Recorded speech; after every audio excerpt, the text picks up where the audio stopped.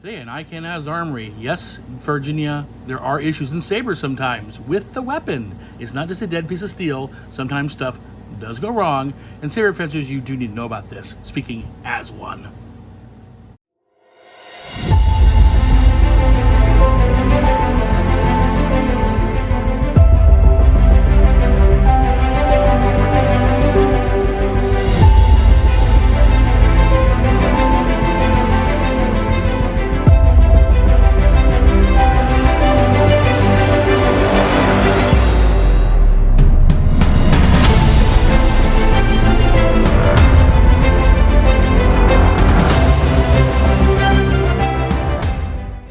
Okay, so there are issues in saber.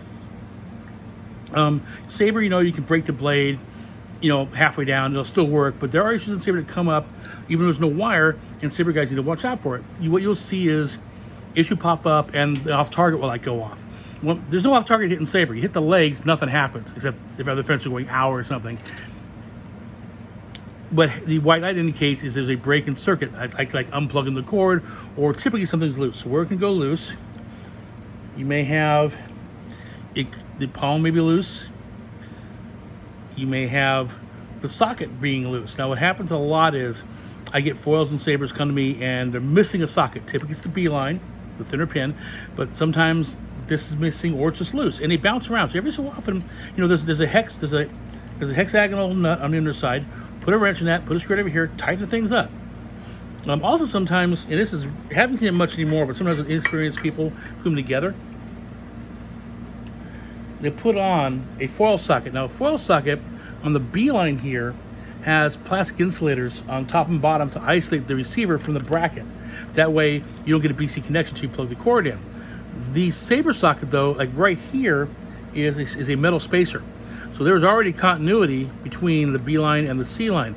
It can be this way, it can be, I've seen people put a lot of wire under the nuts here, a lot of wire from here under the bracket. The idea being there's a constant BC connection, and if that breaks, then you get off target lights. Other things you gotta watch out for is your pommel insulated properly, okay? When I was competing, my very first sectional championships, remember those? Kids ask your parents.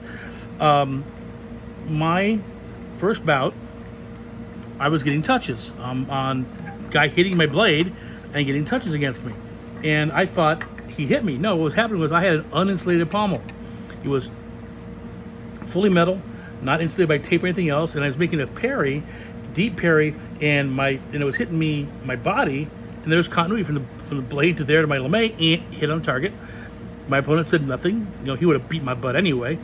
But it can happen there. It can happen if this is really chewed up. It has to be insulated down to here. If you have it here, if it's insulated down to here, and the rest of this thing is open, again, if the guard's touching lame, take a blade hit, it's going to go off. You also may have the strength may fail. The guard gets chewed up, broken, coming apart, things of that nature. So make sure everything's tight.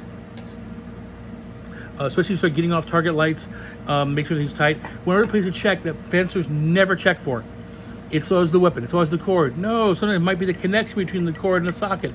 If those cord pins are smashed down, if it's in here nice and tight, it's one thing. If it's wobbly, really loose, you can go tick, tick, tick, tick, tick, tick, tick as it wobbles back and forth. There it is.